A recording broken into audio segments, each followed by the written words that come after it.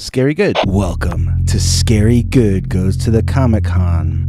I want to thank Gary Sohmers for having me out to his Comic-Con, the Northeast Comic-Con, and putting me up on the celebrity floor and so on and so forth. It was very nice of him. And I was sitting in this artist room and I was talking to the other artists, and they're all interesting guys, and I thought I should interview them so I can learn more about them for myself and I can share it with you guys. Some of these people are like geniuses, and speaking of genius, here's Lawrence Elig. Let's start off with him. He is a real-life maker of monsters. See these beautiful old monsters from the movies? Okay. These were all created by this guy, Lawrence Elig. How long have you been doing this? When did you first start? When you were really young? Yeah, I was, as a child, I used to watch all the old monster films and got the comic books. And I would pick up modeling clay at the 5 and 10 store and try and recreate those, like I saw in the toy stores also. And my favorite was always the superheroes like Spider-Man and Fantastic Four. I'm a big early Marvel collector, and I love the old monster films that Shock Theater back in the early 60s. So that's, and I would try and make something from Frankenstein or King Kong or the Wolfman, or some of the AIP movies. So how did you worked for Kenner making real models that people bought in stores? Well, I was lucky. You know, it's a lot of luck to getting into the business. And Kenner's was in Cincinnati, Ohio, which is where I'm from, and also Kings Island, which is a theme park like Six Flags. I got my start there. They needed, I did life-size figures and foam and big props, and I worked there for 10 years, and I met, through a sculpting class, the sculpting director from Kenner Toys in Cincinnati, and his staff. He thought they needed to get practice working for models, and he liked my work. So, believe it or not, the first project he wanted me to work on, and I turned it down, was Stretch Octopus, which was never produced for Stretch Armstrong. Wow. And after I left Kings Island sculpting department, I went to work at Kenner's, which was in downtown Cincinnati. And John Gardner, the sculpting director, was gone. Rudy Vapp had taken it over. And I started right around the second Star Wars movie in 1980. And I was there till it was merged with, Hasbro took it over, and I relocated in 2000 to, pardon me, Rhode Island. Oh. And I continued working there till about 2005. And worked on most of the lines. Back in the old days, you had to work on girls' toys just as much as boys. And at the time, Star Wars wasn't the big thing; it was Strawberry Shortcake. And I had to work on Strawberry Shortcakes, the Playhouse, and then Care Bears came along. The neat thing about Kenner's was you never stayed on one project too long. It wasn't always Star Wars. You might work 4 months on Star Wars, and then you would work, 2 months on Strawberry Shortcakes. We worked on Care Bear, Raiders of the Lost Ark when it first came out, which flopped. Really? Yeah, it just didn't go over for some reason. Everybody was expecting a big success. Doesn't always work that way. I guess it's not a kid's toy kind of a movie. It looked great. It was just same size as Star Wars, except they had articulated knees. That was the only difference. And we made Raiders play sets that never were produced. There was one where it was like a maze with a big rock, sort of like in the movie that chased after Indiana Jones. I think there was a couple small play sets that were produced, the Well of Doom and the Cairo Market, that I think might have been produced, but there were some really big ones and cool that were never produced. We worked on, after that, there was Superpowers. I did a couple of those. Golden Pharaoh, which was unique because it never was a comic book. Yeah, it was made that. up by Kenner's, a designer there, and I had a sketch. Joe Orlando, who was a great EC comic book artist at the time, was the art director, or at least for marketing at DC Comics, and he would come in there and critique the work, and he was a taskmaster. He wanted the best he could, and I remember him doing a sketch for me of the Golden Pharaoh, what he wanted it to look like, and I kept that for years and lost it. Yeah, I like Joe a lot.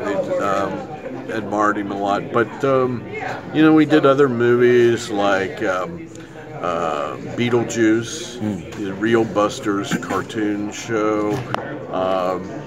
We did a starting lineup for years, doing you know, football, baseball, basketball. I mean, that went on long before McFarlane got it, and they just and then from there, Swamp Thing, Beetlejuice. Big success internally developed was Mask, and I did a lot of the Mask characters, especially the first 2 years. It was fun because we just made up the heads as we went along. The costumes was internally developed, and it was a big success. Yeah. From there, we did Batman, the movies. That went on for 10 years. Around 97, I was a sculpting manager on Batman. I had to go and take the sculpts in and have them approved by DC, and I'd go in there maybe once a month. Who would do the approval at DC? Well, at the time, no, Joe was gone by then, but Marilyn Drucker at the time, and I would fly out of Cincinnati, early flight, 7 or so, get in New York City at 10, and have a meeting at West 51st Street, right across from the David Letterman studio. With DC Comics, and there'd be about 8 people there, and they would just, before I'd bring maybe 10 sculpts before you'd even have it, you know, opened and spread out on the table, conference table. They would be picking them up and ripping me a new one, and that meeting went till about 2 in the afternoon. And then I would have to pack it up. I spent the night making corrections for them. Spent the whole night redoing things for them for another meeting, follow-up meeting, the next morning. Wow. And most of it was approved, but you know, sometimes you have to resubmit it. So you would remold them, what, in clay overnight? No, I would. I was. These were the original sculptures. Wow. The sculptures were in wax, which is a high. It's not a clay. It goes from clay to wax.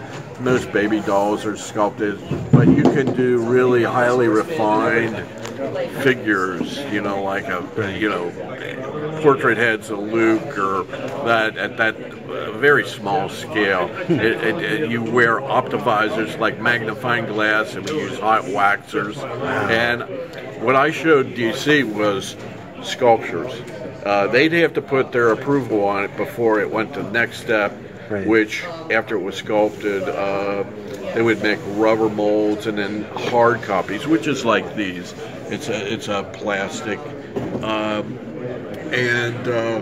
you know, I'd have to make changes in wax, and if they approved it, then they would go on into making rubbers and hard copies, which went to Hong Kong, where they mass produced those. They would cut from the hard copies, they would cut into steel, or they would make ceramic molds, and then they would go in there and be injected, molded, and make, you know, hundreds of thousands of them. So that's kind of the process. When they requested changes, I'm curious, like, What exactly does that mean to someone? Because I've never done sculpting. They would you have to redo a whole mold? No. A lot of times it would just be the noses off, or the symmetries off on the eyes, or can you narrow the nose? They would sometimes it would be features on faces. Or sometimes they hated all the anatomy. Maybe a sculptor, they didn't like the execution. They really wanted you, like on animation, like Batman, to follow the scrap, like what it looked like in the cartoon. Right. And I had to deal with, a lot of times, two different teams. I had the DC team, and they had their set ideas, and then there was the Kenner, Hasbro designers, and they would like a lot of times to reinvent the look. Oh, right. They didn't they didn't like the look, so they would make it change it. And DC would get mad. On Star Wars, believe it or not, Hasbro always, or Kenners, are great guys, but they would always like to enhance them and beef them up, make them look like they're more on steroids. So when they brought the Star Wars characters back in '95, they went in there and they were told by the head designer and marketing to make them look, they were too wimpy looking, Han and Luke. So they made them look like they were on steroids. They beefed them up. You probably remember it. And the fans looked at it and they said, this doesn't look like them. So they go in there and redo them all, we did, there was Robin Hood, and it was rushed through, and that was kicked back, but, it was based on the movie with Kevin Costner. Right, but that was first one didn't look at all a thing like Kevin Costner, so they had to kick it back, and it was sculpted to look like Kevin. So likenesses, especially when you're like Batman the movie, you're making sure it looks like Arnold, or Michael Keaton, or Jack Nicholson. They had to make sure it looked like him, and then you'd sometimes have to tweak it. They give us a lot of scrap. Same way with Jurassic Park, all the actors, and they really, the people who were in the film, like, they wanted to, they liked that, they had a little action figure of them, so they wanted to make sure they looked like them. Right, like the monkeys, they never looked like the monkeys. They never even got to see that stuff until it was in the stores. Yeah. Well, I don't want to wrap up, but I have to because my phone's about to run out of space. Sorry to ramble on. No, not at all. So where can people find your stuff and buy it? Usually I do the conventions, and I do have a website. And is it on this card? Yeah. So if I don't know if you can read that. Email me. I should be able to I gave out your phone number. Yeah. I'm not the most computer savvy, but I'll cut that out and superimpose this. I do appreciate that. It's a dirty job, but somebody's got to do it. So. Well, thanks very much for talking to us. Okay, they say newspapers are dead, but you see all these? These are newspapers, and they live in real life, and they all publish Sour Grapes, which is drawn by this guy right here. Now, I want to ask, this is Tim Jones, by the way. Welcome to Scary Good. So, I wanted to ask you, what inspired you to want to create a career in print in the 21st century? And the second part of it is, how did you actually make it a success? Well, going back a long ways, I've always drawn Sunday comic strips when I was a kid. I would get the comic newspaper out, get the comics out, and just sit on the floor with half a box of Munchkins and just go through it and just read them and draw like Garfield next to Garfield kind of thing. So flash forward to today, Sour Grapes has been around since 2013. So I wanted to keep the medium alive, the passion that I have for comics alive and stuff like that. So, I came up with Sour Grapes, and from a character named Aesop, who's a miserable flying dog. That's this guy right here. And Sour Grapes was born in 2013, and today there's a lot of digital comics going on online and stuff like that. A lot of the artists are drawing digitally in that, but I wanted to keep and preserve the old school type of way of drawing. I mean, I'm kind of 60-40, meaning old school 60s, some computer on 40 because I can't write to save my life, so I use the computer for the Oh, so you mean the lettering? Yeah. So do you, is it available online? Is there a digital format, or is it on a website? Yeah, you can go on my website, sourgrapescomic.com, and you can see everything there. You can see all the newspapers I'm in.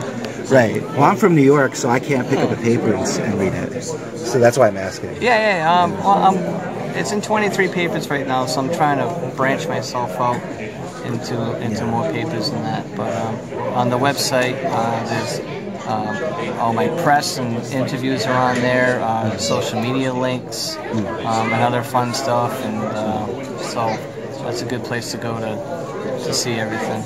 So it looks like I can see some of where you came from. Like, what I really want to ask is, every time I've started to do a comic strip, like I used to do character design in television, but when I would do a comic strip, I get really sick of drawing them over and over again.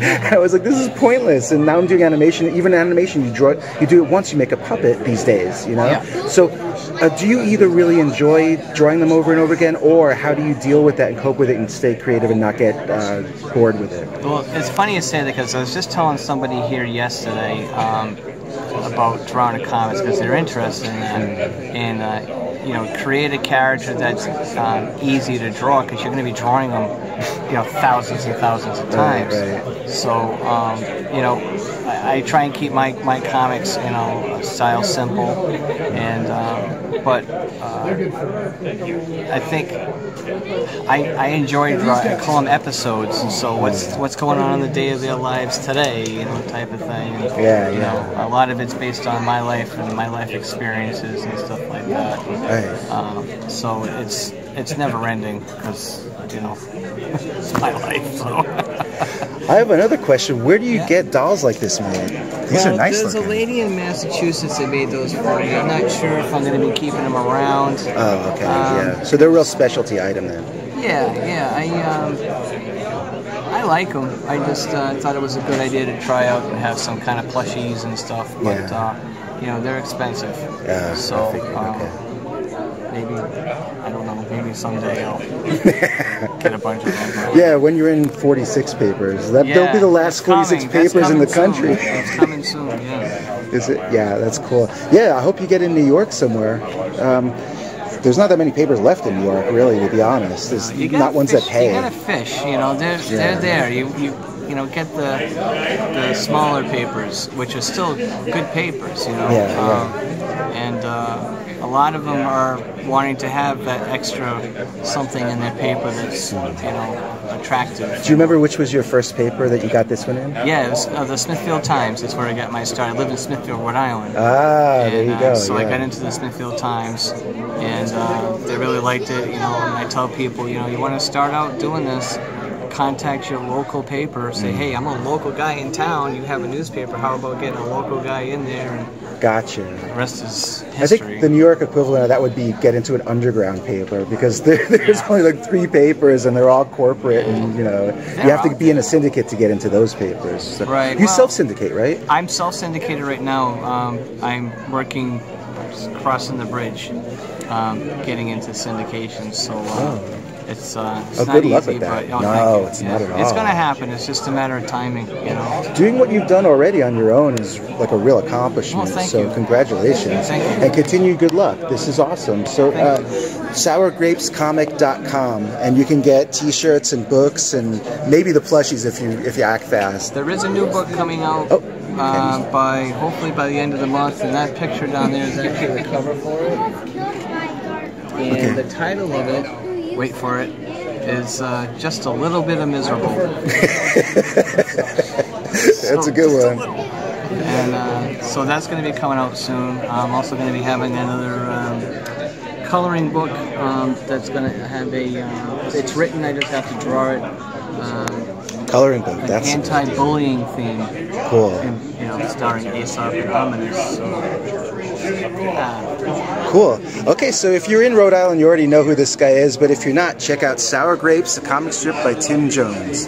Thanks very much. Thank you very much. Okay, we are here with Jim Zaccaria. Sorry. Hello. Who is this brilliant illustrator? Look at this stuff. Let me try and not get glare in it. Look at these guitars from space. Guitars that destroy the world is what this is entitled. This is stunning stuff. In the past, you would have been too rich for me to speak to when magazine publishing was around. So, where do you publish this stuff now? Like, who's the main client for this kind of work? Some of it is on book covers. Okay. And some of it I just do for myself. Right. So self-initiated projects. Right. And sometimes they're motivated or influenced by music. Right. You know, for the Jimi Hendrix. Voodoo Child, Voodoo right? Child. Yeah. There's a line from a Red Hot Chili Pepper song. It says, "Riding the Paisley Dragon through the Hollywood Hills." Ah, okay. There you go. This actually was on a book cover too, but what ended up on the book cover was a sketch. The author loved the sketch that I did of it. That's back here too, right? Yeah. Yeah. He asked me to just colorize the sketch. So this version I did for myself. Oh, okay. So wow, so it was a sketch. That's amazing. So this is all like fantasy-oriented stuff. Yes, it is. Wow. I'm a little dumbfounded. It's so beautiful. It's so realistic and yet kind of cartoony at the same time. Who are your main influences, you think? Oh, wow. Oh, there's almost too many to mention, but N.C. Wyatt would be one. Okay, that makes sense. That makes total sense.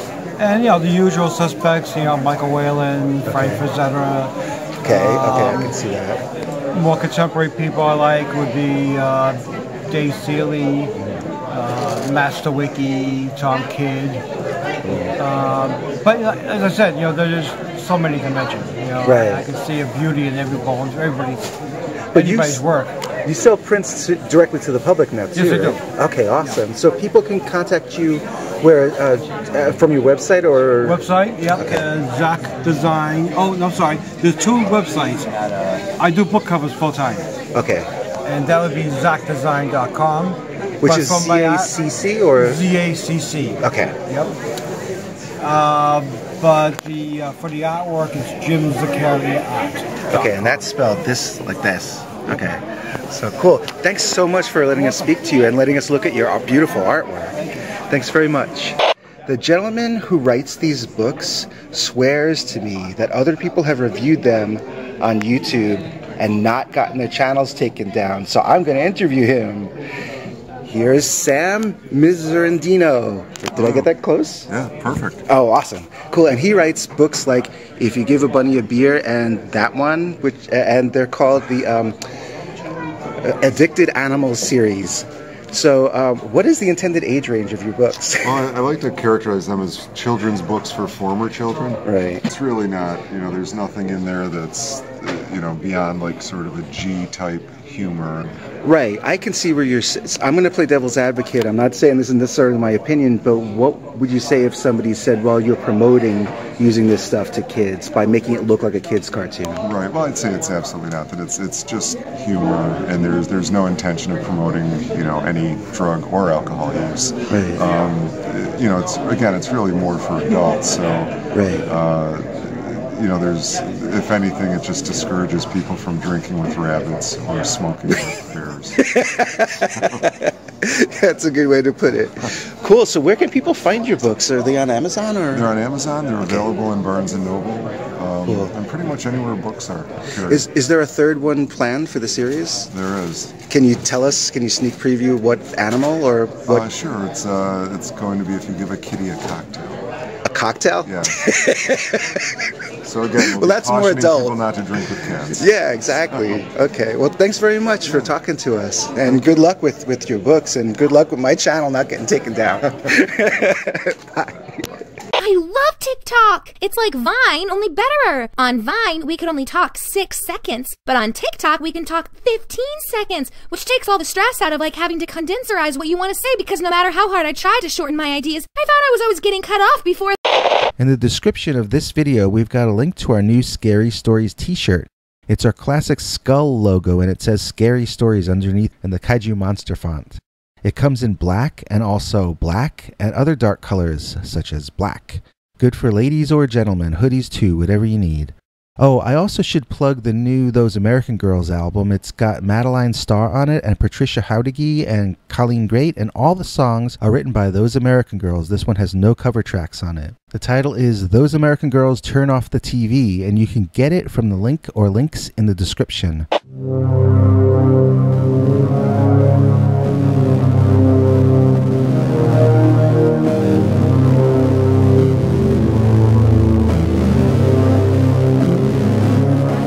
Come back for more scary stories.